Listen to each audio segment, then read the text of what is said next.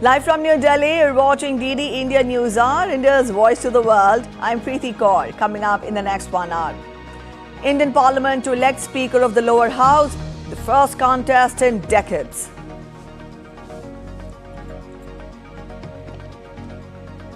WikiLeaks founder Assange freed by US court after pleading guilty to violating US espionage law, ends legal fight.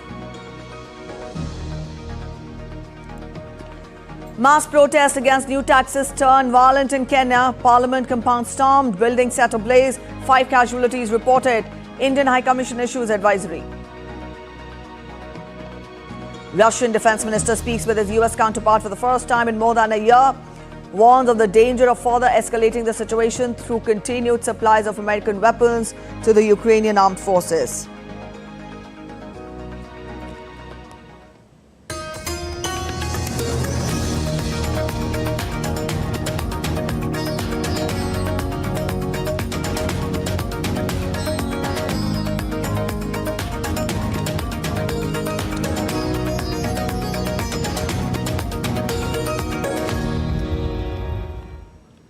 WikiLeaks founder Julian Assange was freed by a court on the US Pacific Island territory of Saipan on Wednesday after pleading guilty to violating US espionage law in a deal that will see him return home to Australia. During the 3-hour hearing, Assange pled guilty to 1 criminal count of conspiring to obtain and disclose classified US national defense documents, but said that he had believed the Constitution's First Amendment, which protects free speech, shielded his activities. Chief U.S. Direct Judge Ramona V. Manglona accepted his guilty plea and released him due to time already served in a British jail. Assange, 52 years of age, is set to leave Saipan shortly after noon local time on a private jet accompanied by Australia's ambassadors to the UK and the US.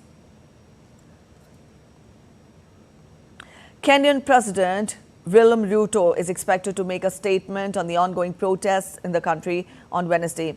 Earlier, rights groups called for an end to the use of live bullets on protesters after more than 10 people were reportedly killed. Isabel Dekaria reports from Uganda. What began as peaceful protests in Kenya have escalated into chaos and violence, prompting police to fire live bullets and lob tear gas canisters at protesters. Thousands of protesters broke through police barricades and stormed Parliament, setting a section of the House on fire and destroying property. Police vehicles have been torched and several government buildings set on fire. The nationwide protest, sparked by reforms in a controversial finance bill, prompted angry protesters on the streets. They are demanding a complete repeal of the bill that proposes hikes in taxes on several basic items like bread, fuel, cooking oil, and mobile money transactions. Concern is also growing on the alleged abductions of leaders of the protests. Human rights campaigners have condemned the alleged disappearances of several social media influencers in Kenya. Kenyan President William Ruto says he's willing to speak to the protesters and find a way forward. Isabel Nakiria reporting for DD India in Kampala. The United States has condemned violence reported during protests in Nairobi. State Department spokesperson Matthew Miller urged Kenya to show restraint and provide space for dialogue. So we condemn the violence reported during protests in Nairobi and around Kenya. We mourn the loss of life and injuries sustained and offer our condolences to the families who lost loved ones. We urge restraint to restore order and provide space for dialogue. The Indian High Commission in Kenya's Nairobi issued an advisory for Indian nationals to exercise utmost caution, restrict non-essential movement, and avoid the areas affected by the protests and violence till the situation clears up.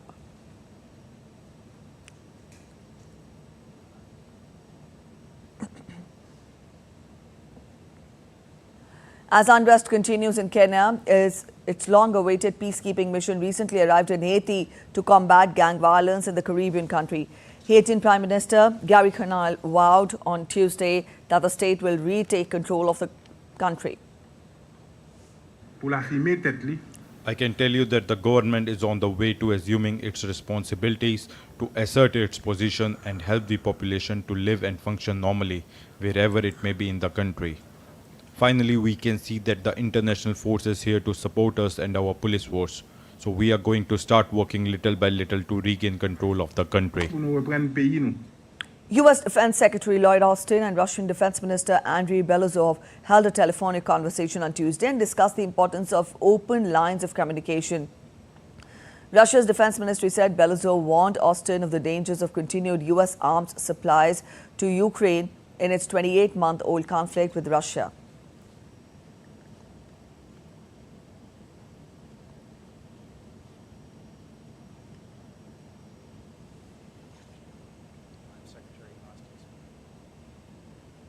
Secretary Austin also spoke by phone today with Russian Minister of Defense Andrei Belozov. During the call, the Secretary emphasized the importance of maintaining lines of communication amid Russia's ongoing war against Ukraine. The last time Secretary Austin spoke to his Russian counterpart, then Russian Minister of Defense Sergei Shoigu, was on March 15, 2023. Members of the Ukrainian delegation were applauded by their European counterparts as they formally started accession talks to the European Union in Luxembourg on Tuesday. Ukrainian Deputy Prime Minister Olga Stefanishina said that the start was a historic milestone and it's only a beginning of a longer way. The talks are meant to give the country a political boost. Candidate countries need approval from all the 27 EU members to open and close each step of membership negotiations, giving EU governments numerous opportunities to hold up the process.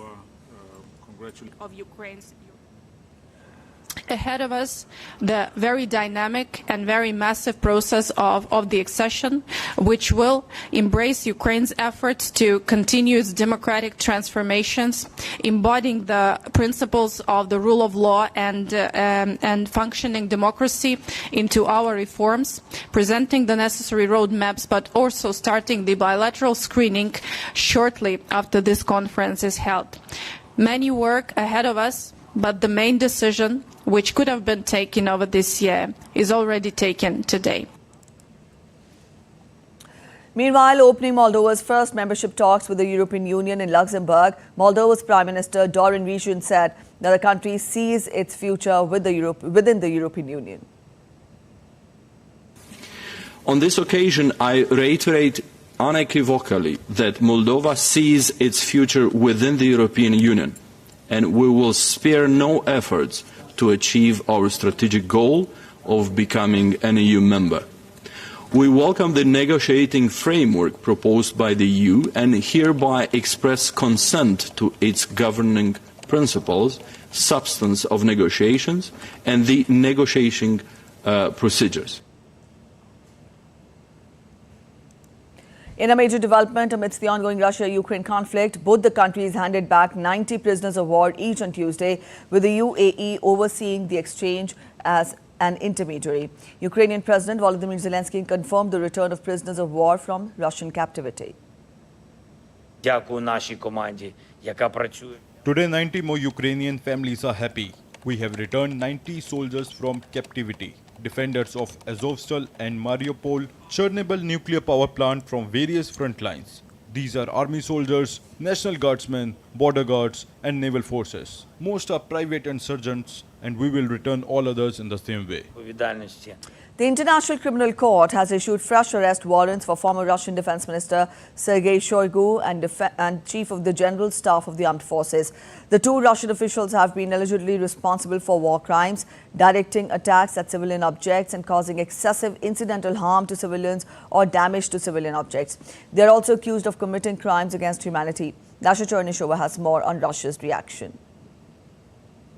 Moscow says the ICC decision issuing arrest warrant for former Defense Minister Sergei Shoigu and the Chief of the General Staff of the Armed Forces Valery Gerasimov is null and void. Russia's Security Council, the government body currently headed by Shoigu, said the decision is meaningless as the ICC's jurisdiction does not extend to Russia.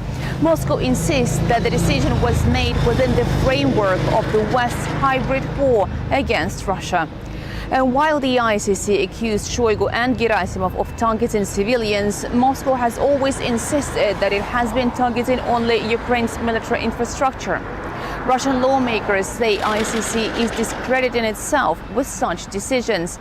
The order will complicate Shoigu's travels, making it impossible to go to the countries that are part of the ICC.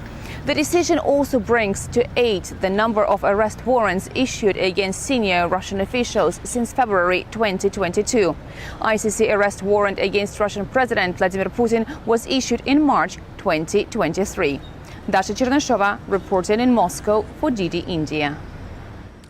U.S. Secretary of State Antony Blinken met with his counterpart from the Maldives on Tuesday and said that Washington sought a deeper partnership with the Indian Ocean island state and stood with it in ensuring free and open Indo-Pacific region and in dealing with climate change.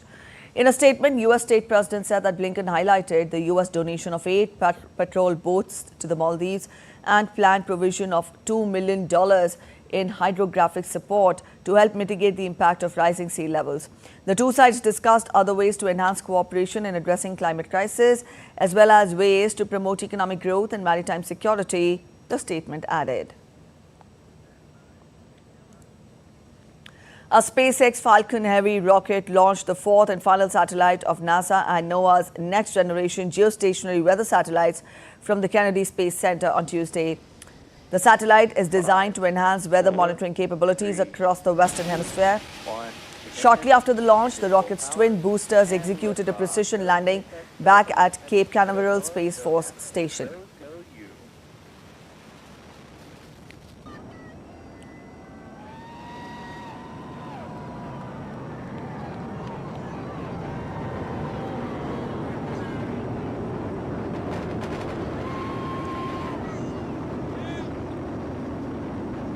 Telemetry nominal. Britain's King Charles welcomed Japan's Emperor Naruhito and his wife to London at a Buckingham Palace banquet on Tuesday. Naruhito paid tribute to late Queen Elizabeth, who was on the throne when the invitation was first issued. He highlighted Charles' work on environmental projects and spoke of the strength of diplomatic ties. The pair took lunch at Buckingham Palace and then viewed Japanese-related items from the royal collection. Japanese royals are on a 3-day state visit to London.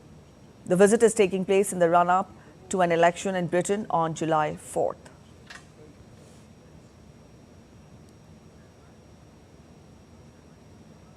You're watching DD India News Hour. We're heading for a short break, but after the break, US sanctions banking network that allegedly helps Iran's military.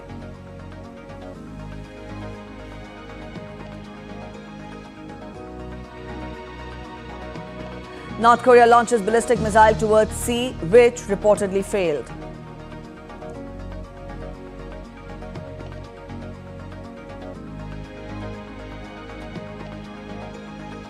Donald Trump granted a second 45-day extension to file personal financial disclosures by the U.S. Federal Election Commission.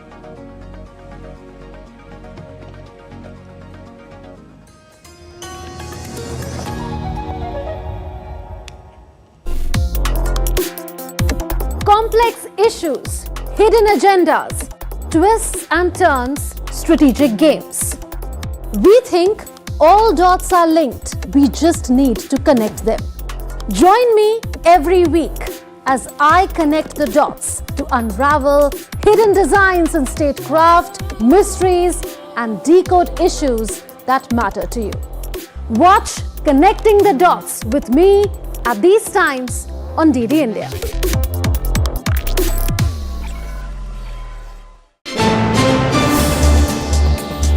Voice of a rising aspirational world. Stories of challenges, struggles and accomplishment. A world battling conflict, hunger and poverty. Embracing growth, development, science and technology. A voice of progress, a voice of unity. Watch Voice of the Global South with me, Akshay Dongre, only on DD India.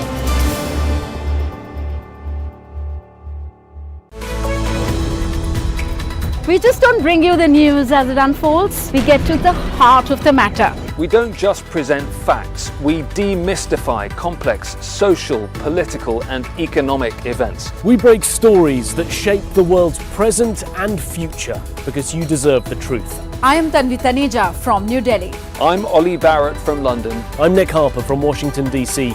Join us on DD India Global Monday to Friday at these times.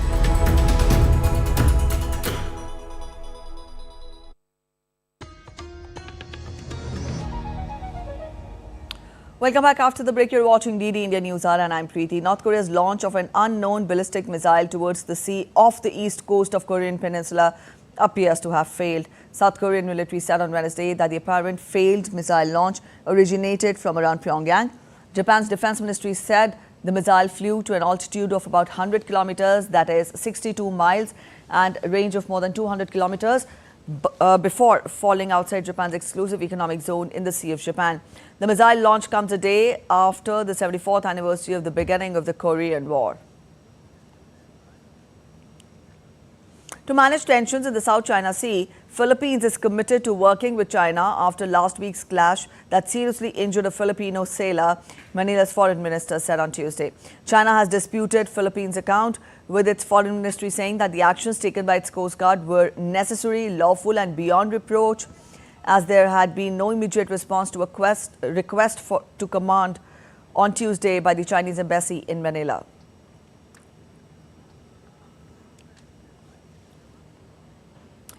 All right, our correspondent Chris Gilbert is joining us from Tokyo to spell out more details. Chris, we've just told our viewers how Philippines is eyeing talks with China to manage tensions in the South China Sea.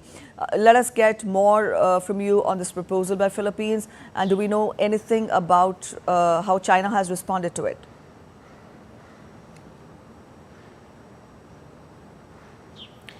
Well, China, first off the bat, is saying that Philippines is doing good cop, bad cop. It is accusing China, according to reports from Beijing, of provoking this extreme confrontation just over a week ago, where the Philippines is saying on its side of the story that Chinese Coast Guard personnel boarded Philippines Coast Guard vessels. There was an encounter with swords and knives. Quite heightened activity, considering that these encounters are usually at somewhat of a distance. There have been some vessels ramming each other and some hoses being sprayed on vessels in the past, but this is quite intense even for these two sides. And so the Beijing is saying that there are accusations coming from the Philippines, but at the same time the Philippines is saying it wants to reach out and talk, that it's a mixed message. Now, there are no details or signs as yet on whether there are actual talks that are going to take place, as an actual sit down at a table and have a meeting. But this is a gesture from the Foreign Affairs Department of the Philippines that they are looking to cool things down somewhat. And the US is saying that the Philippines' approach is very cautious, although the tone is not necessarily changing, which means the root issue, which is sovereignty in the South China Sea and parts of that water that the Philippines believe are its own, are still disputed and are still, it seems by all means, looking to be disputed. But it is language coming from the Philippines that they are looking to calm things down. All right, Chris, now I would also want to understand from you about the significance of these talks if accepted by China, because these two countries launched consultative mechanism in 2017 for a peaceful management of conflicts in South China Sea. How would these talks be different, and how do you evaluate the caliber of the talks?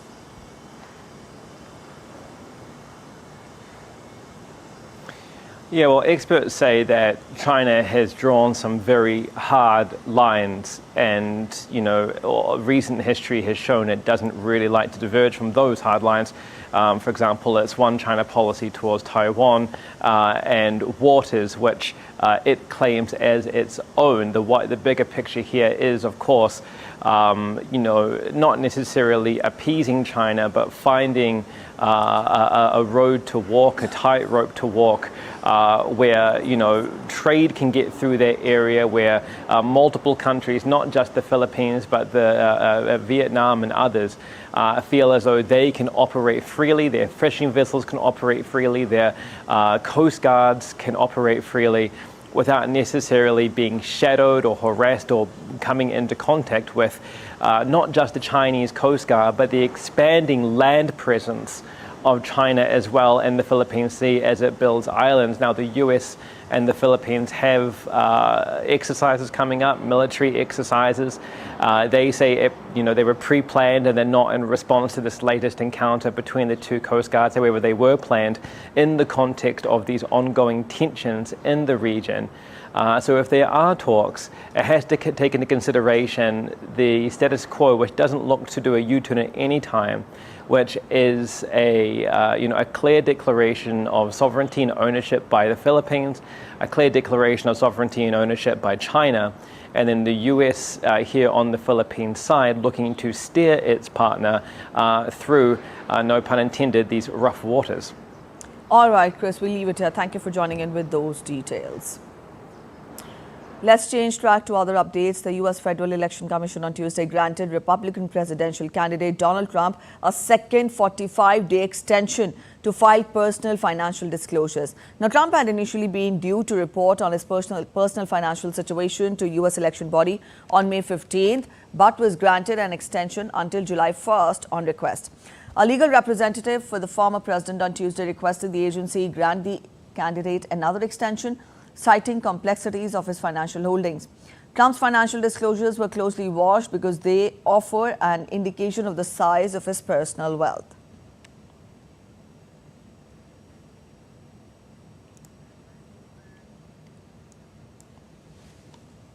The United States pressed sanctions against nearly 50 entities and people it accused of moving billions of dollars aiding Iran's military. The move targeted dozens of companies in Hong Kong, the UAE and Marshall Islands, as well as Iran and Turkey-based firms. The U.S. Treasury Department said that these companies constitute a shadow banking network used by Iran's Ministry of Defense and Armed Forces Logistics and also Islamic Revolutionary Guard Corps.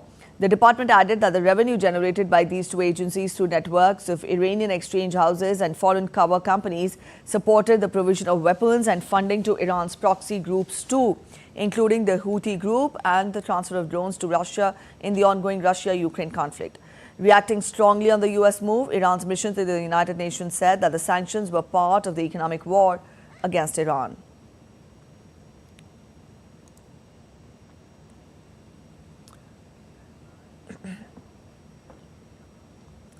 As the world battles extreme weather conditions, damages caused to Rapidan Dam in Minnesota due to heavy rains has made local residents and officials concerned. The dam, severely damaged due to flooding, faced an imminent threat of collapse but was still intact, and there was no mass evacuation on Tuesday. More than 3 million people lived in areas impacted by flooding, from Iowa to Nebraska to Minnesota to South Dakota.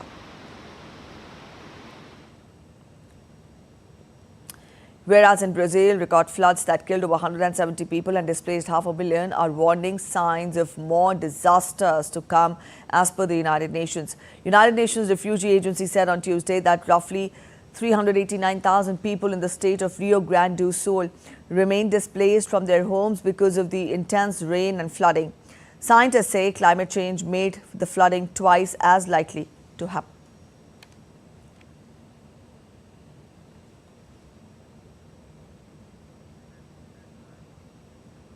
Municipal authorities in the northern Mexican mountain ranges dispatched helicopters carrying medical and humanitarian aid to flood-stricken communities on Monday following Tropical Storm Alberta.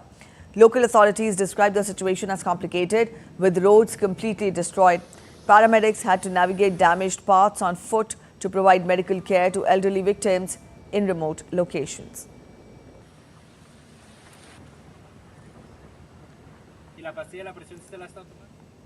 Microsoft could be on the hook for a $20 billion fine. European officials have accused the tech giant of breaking EU antitrust laws. The announcement comes just a day after Apple became the first company charged under the bloc's new digital competition rules. Tony Waterman gets us more.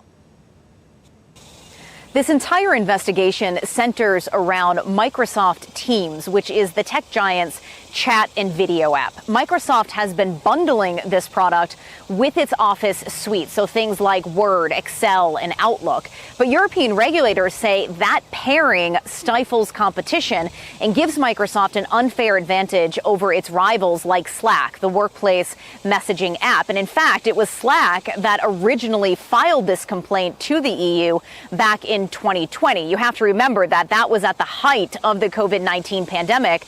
People were working from home, kids were attending school remotely, and these chat and video apps saw a massive spike in usership, and it was and still is a moneymaker for them. Now, in a statement, the EU's top competition watchdog, Marguerite Vestager, said preserving competition is essential because it also fosters innovation. This announcement, though, is just a preliminary finding of the investigation. If it is confirmed, Microsoft, which is one of the most valuable companies in the world, could be fined 10% of its global revenue, which was $211 billion in the last fiscal year. The company, which is led by Indian-American Satya Nadella, has indicated it wants to resolve this issue as quickly as possible and says that it has already unbundled teams. The EU, though, has been cracking down on what it sees as anti-competitive behavior in the tech industry in recent years. And just on Monday, it brought charges against Apple, accusing the iPhone maker of preventing competition in its app store. And it, too, faces a hefty fine. Tony Waterman in Austin, Texas, reporting for DD India. And now we take a look at other stories making it to the headlines from across the world. Mexico's president-elect Claudia Sheinbaum received the baton of women from women supporters as a symbolic call for feminist change during her term. Sheinbaum's term will begin on October 1st. The baton of women symbolizes the request to lead a feminist agenda that boosts a violence-free environment for women and equality of rights. Sheinbaum won a landslide victory to become the first woman president-elect of Mexico.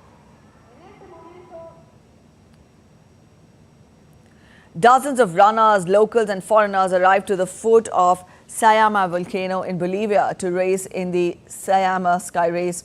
110 athletes participated in the race, which started at an altitude of 4,860 meters above sea level. Competitors participated in 30 and 8 kilometers categories.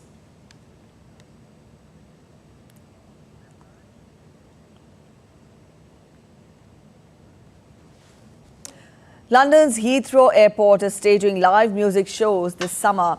The first set of performances were held in Terminal 5.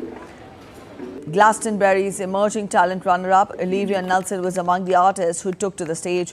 With the airport expecting 30 million passengers this summer, Heathrow says performers will have access to an audience bigger than Glastonbury.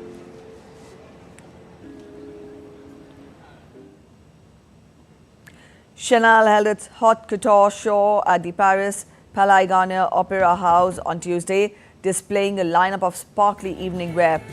The attires ranged from trim, embellished tweed ensembles to voluminous silk taffeta capes. A traditional bride closed the show in a floor-sweeping gown with long puffy sleeves and a trail that trailed behind.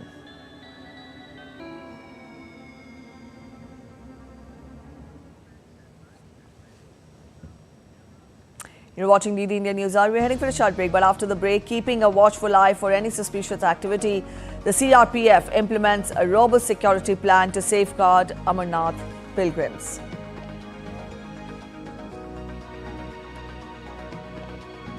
Stay with us for a quick weather update from across the nation.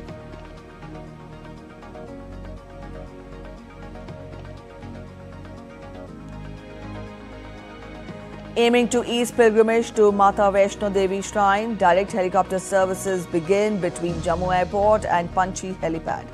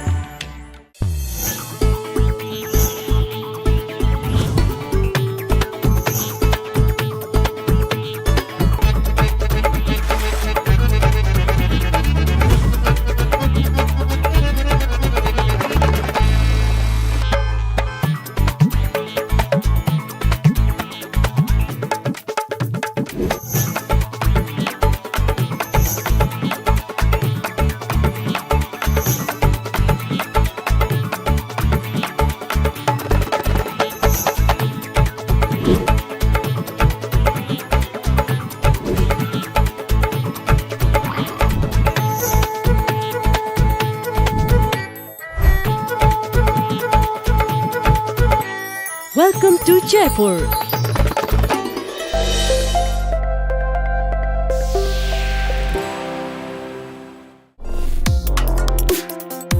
Complex issues, hidden agendas, twists and turns, strategic games. We think all dots are linked. We just need to connect them. Join me every week as I connect the dots to unravel hidden designs in statecraft, mysteries, and decode issues that matter to you. Watch Connecting the Dots with me at these times on DD India.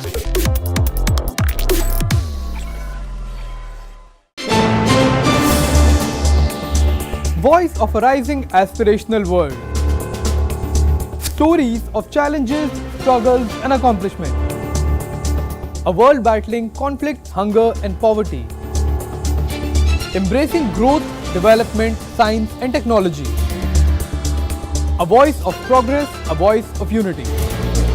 Watch Voice of the Global South with me, Akshay Dongre, only on DD India.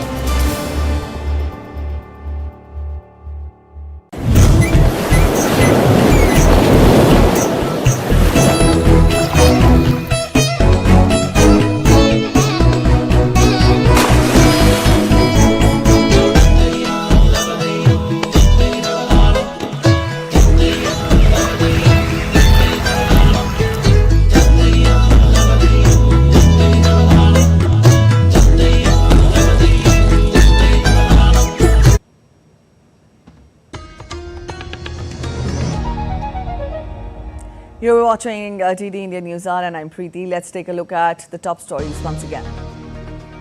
Indian Parliament to elect Speaker of the lower house, first contest in decades.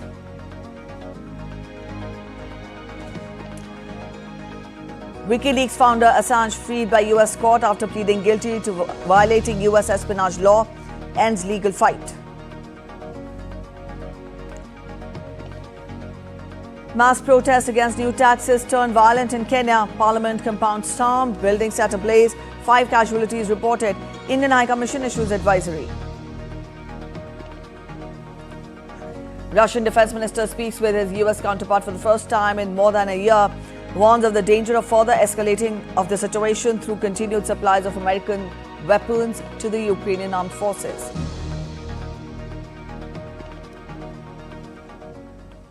The stage is all set for a contest for the post of Speaker of the lower house, with BJP MP Om Birla and Congress MP K. Suresh filing their nominations on Tuesday.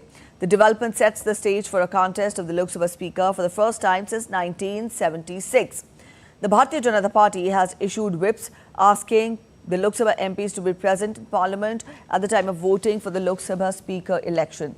The NDA has fielded Om Birla, while the Congress has fielded K. Suresh for the post. Voting is scheduled to be held at 11 a.m. on Wednesday.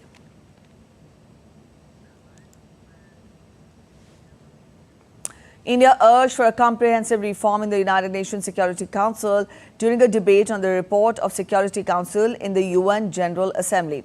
Pratik Mathur, Minister at India's permanent mission to the UN, also said that the reform should involve expansion in its permanent and non-permanent categories. It is thus high time to bring the Council in line with its charter responsibilities to act on behalf of the entire membership. This will not be achieved without enhancing the membership of the Council in both categories, permanent as well as non-permanent. We thus remain convinced that the only remedy is a comprehensive reform of the Security Council involving expansion in its permanent and non-permanent categories. Only this can enable the Council to manage effectively today's conflicts around the globe, as well as the increasingly complex and interconnected global challenges the world faces today. All right, turning focus to weather updates. Now, flood situation in most parts of India's northeastern state of Assam has improved as number of affected people has come down to 1.5 lakh. However, in Kachar district, the situation has deteriorated, with number of flood victims reaching up to 52,400. Besides that, one more death has been reported in Kachar, taking the toll up to 31. Presently, 556 villages in 9 districts are submerged. Heavy rainfall at isolated places of the northeast states is also expected today. Rains lashed parts of northern Indian state of Uttar Pradesh, Chandauli late on Tuesday, leading to water clogging in some areas of the city. Certain parts of Gujarat and Rajasthan also witnessed rainfall, leading to relief from high scorching temperatures. The Indian Met Department has predicted heavy monsoon in Gujarat and Madhya Pradesh, with heavy rains already lashing several districts of the state since Monday morning. Rains are also predicted in Bihar and Jharkhand. Heat wave conditions have significantly reduced, while Delhi should expect a rise in temperature.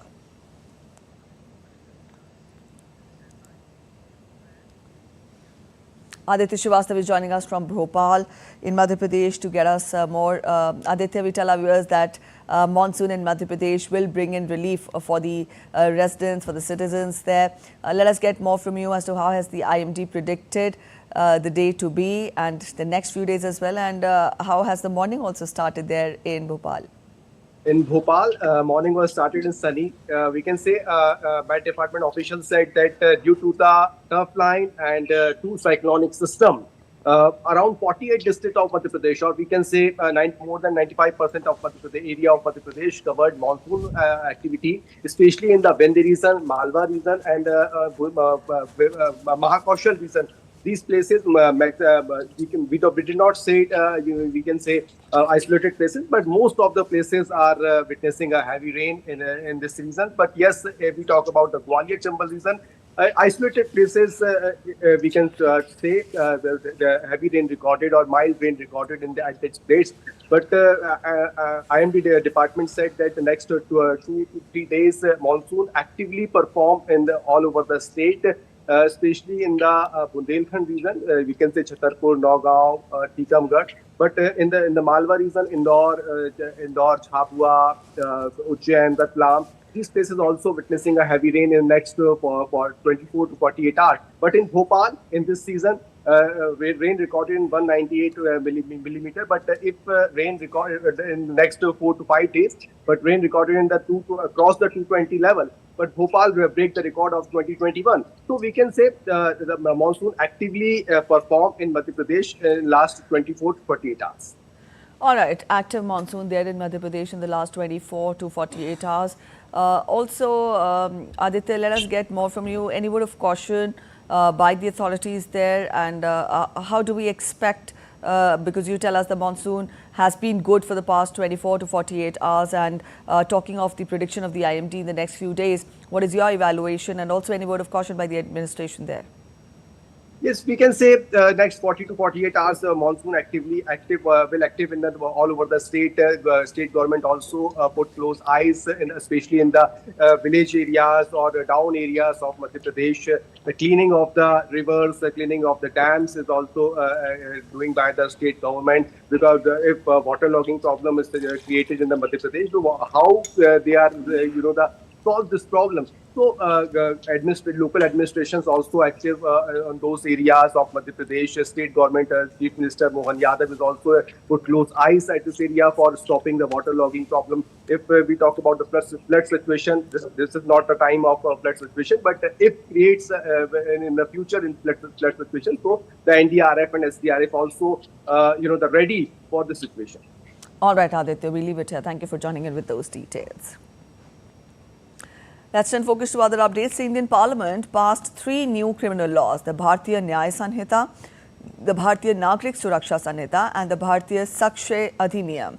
Now, these were done to replace the Indian Penal Code 1860, Criminal Procedure Code 1973, and the Indian Evidence Act 1872, respectively.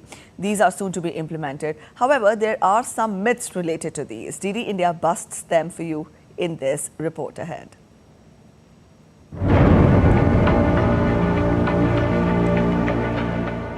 The newly enacted laws Bharatiya Nyaya Sanhita, Bharatiya Nagrik Suraksha Sanhita and Bharatiya Sakshay Act, which will completely overhaul the criminal justice system in the country, will come into effect from July 1st this year. The 3 laws got the Parliament's approval on December 21st last year, and President Draupadi Murmu gave her assent on December 25th. The laws will replace the colonial-era Indian Penal Code, the Code of Criminal Procedure and the Indian Evidence Act of 1872. The 3 legislations aim at completely overhauling the criminal justice system in the country by giving definitions of various offences and their punishments. However, the provision related to cases of hit and run by vehicle drivers will not be implemented immediately. There are several myths related to these three laws. The myth that the extension of police custody from 15 to 19 days is a shocking provision that will enable police torture.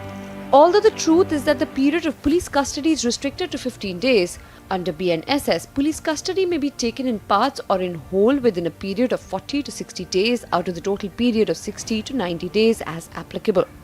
The court's discretion in granting police custody is retained as earlier. Further, the police custody beyond the first 15 days shall not be an impediment to grant bail to the accused. Several sectors in India, including the pharmaceutical industry, are experiencing rapid development. Over the past decade, the pharmaceutical sector has seen unprecedented growth, with current growth rate exceeding 10%. Sales of generic brands have surged significantly, surpassing 100 crore over the last 15 years. The industry has now shifted towards exports, making it a crucial source of employment for the youth in the country. Indian pharma industry is the pride of our country. It has achieved double-digit real growth over the last 10 years. We have some of the most profitable firms around the world. India is now called the pharmacy of the world, and it's not without reason. A study done in 2022 in the United States proved that 50% of generic drugs and 40% of all prescription medicines in the United States originate in India. India has the largest number of WHO certified and the US FDA certified plants anywhere on planet Earth. The Governor of Reserve Bank of India, Shaktikant Das, addressed the 188th AGM of Bombay Chamber of Commerce and Industry. He said that India's Q1 growth is slightly higher than the earlier estimates. We are moving towards annual growth rate of 8%. If you look at the average growth that India recorded over the last 3 years, the average comes to 8.3%. The Indian economy in the last financial year 23-24 contributed to 18.5% of global growth. There have been multiple drivers of this growth that we have achieved and the growth expectation that I am placing before you. It's driven by the various structural reforms which have been undertaken. Among the structural reforms, at the forefront, I would like to mention the Goods and Services Tax, the GST, the introduction of the Insolvency and Bankruptcy Code, and I would also like to classify with that the flexible inflation targeting that was put in place in 2016. And now we take a look at other stories making it to the headlines from across India. The Central Reserve Police Force has implemented a robust security plan to safeguard pilgrims travelling on the Jammu-Srinagar National Highway, that is NH44 for Amarnath Yatra. They are deployed at every nook and corner, keeping a watchful eye for any suspicious activity. First business service hub has been opened in the Union Territory of Jammu and Kashmir's Ramban, where the government is making efforts to double the income of every farmer. Vice Chancellor of Sher Kashmir University of Agriculture Sciences and Technology inaugurated a 5-day training on marketing and business opportunities for horticulture crops under the supervision of Area Marketing Officer.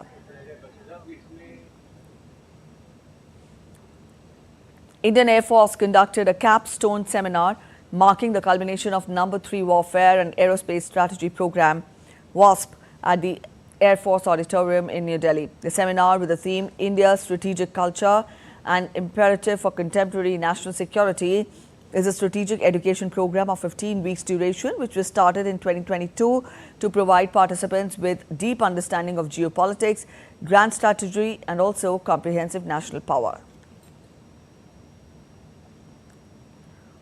A direct helicopter service between Jammu Airport and Panchi Helipad began on Tuesday to ease pilgrimage to Mata Vaishno Devi Shrine. The service, offering 4 flights daily, complements the existing service between the shrine base camp in Katra and Sanji Chat near the temple.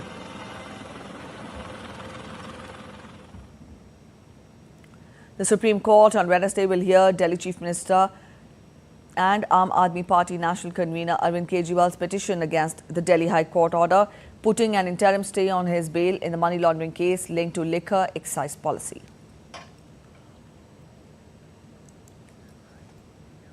Up next, a short break. But after the break, stay with us for all the action from the global markets.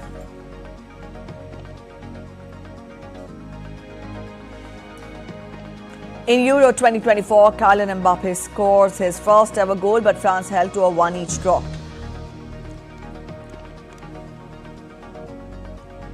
In tennis, Britain's Emma Raducanu and Katie Boulter made winning starts at Eastbourne International.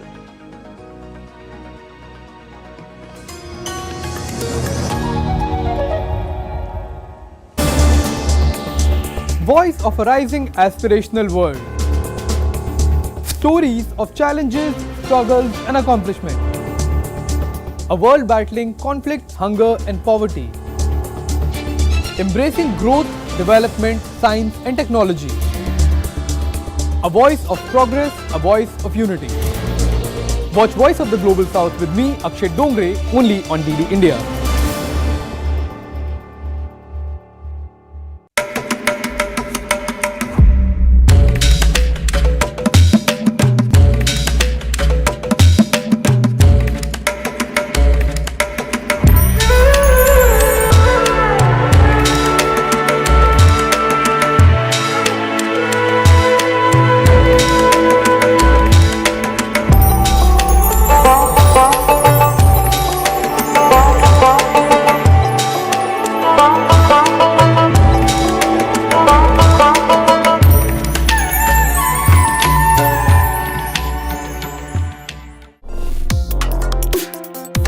Complex issues, hidden agendas, twists and turns, strategic games. We think all dots are linked, we just need to connect them. Join me every week as I connect the dots to unravel hidden designs in statecraft, mysteries and decode issues that matter to you. Watch Connecting the Dots with me at these times on DD India.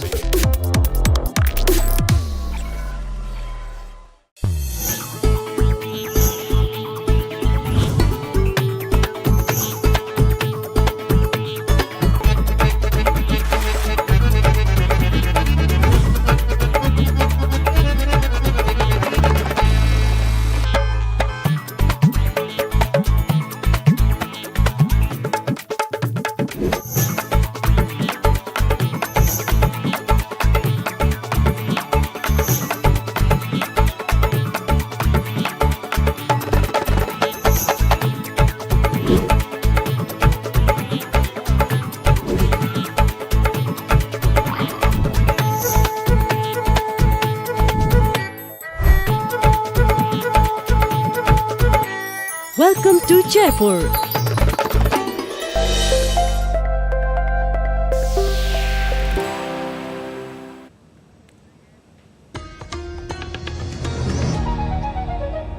Welcome back after the break. You're watching DD India News Hour, and now we turn focus to business updates. Global stock indices mostly climbed on Tuesday, with shares of AI chip maker Nvidia bouncing after a 3-day sell-off. Meanwhile, dollar gained slightly against the Japanese yen. Nvidia's stock ended up 6.8%. The Nasdaq jumped more than 1%, also ending a 3-day losing streak. Investors are also gearing up for the data on the personal consumption expenditure price index on Friday, which could further provide clues on the inflation picture and when the Federal Reserve might begin cutting the interest rates. They also await snap elections in France starting at the weekend and the first US presidential debate on Thursday. From business on to sports updates now, we turn our attention to the ongoing European Championship in Germany.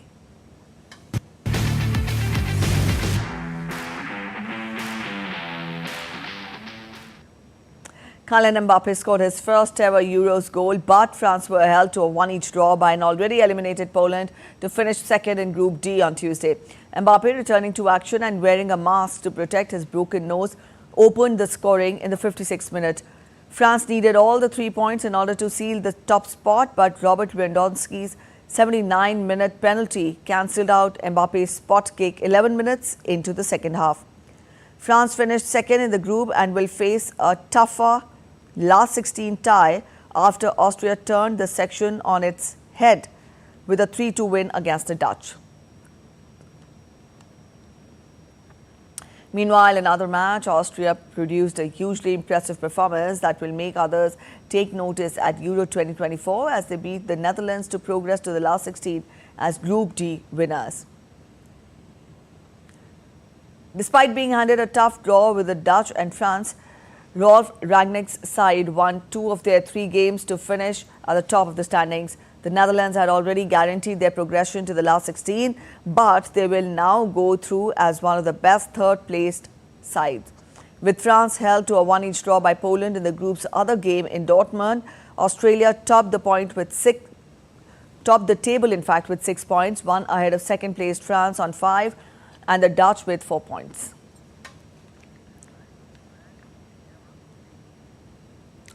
In tennis, Britain's Emma Raducanu and Katie Boulter made winning starts at the Eastbourne International in England on Tuesday. Raducanu defeated fellow US Open champion American Sloane Stephens 6-4, 6-0 in the first round of the WTA 500 tournament. The 21-year-old will face American world number 5 and number 2 Jessica Pegula next. Also, British number 1 Katie Boulter made it through to the second round after she beat Croatian Petra Martic for 6-1, 7-6. Boulter will play Latvian 5th seed Jelena Ostapenko next. Indian table tennis player Srija Akula achieved a new career high ranking of world number 24 following her victory at the World Table Tennis Contender Tournament in Lagos. The 25-year-old Indian table tennis player jumped 19 places in the latest International Table Tennis Federation rankings released on Monday to displaced Manika Batra as the country's top women's singles player. In the thrilling final match held in Lagos, Srija got the better of Ding Yizhe of China for 1. Not only did Srija secure the singles title, but she also emerged victorious in doubles competition. Consequently, she became only the second Indian woman to make it to the top 5 in women's singles. The International Cricket Council on Tuesday announced the match officials for both the semi-finals of the T20 World Cup 2024. Richard Ellingworth and Nitin Menon were chosen as on-field umpires for the first semi-final between Afghanistan and South Africa in the first half in Trinidad on Thursday. Richard Kettleborough will be the TV umpire for the first semi-final, with Ehsan Raza in place as the 4th umpire. An 8-run win against Bangladesh via the DLS method secured safe passage for Afghanistan from the Super 8s at Australia's expense.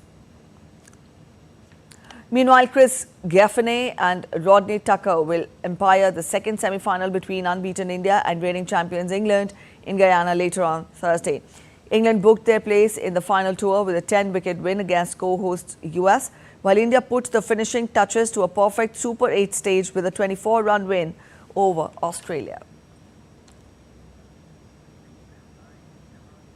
All right, that's it in this edition of DD India News Hour. But let us know your thoughts on the news of the day. For those of you on the go, you can get all the latest news and updates from India and across the world on the DD India mobile app. You can scan the QR codes on your screen to download the channel now. We'll be back with more news as it breaks here on DD India. I'm Preeti Kaur signing off, and from all of us in Delhi, thanks for watching DD India News Hour.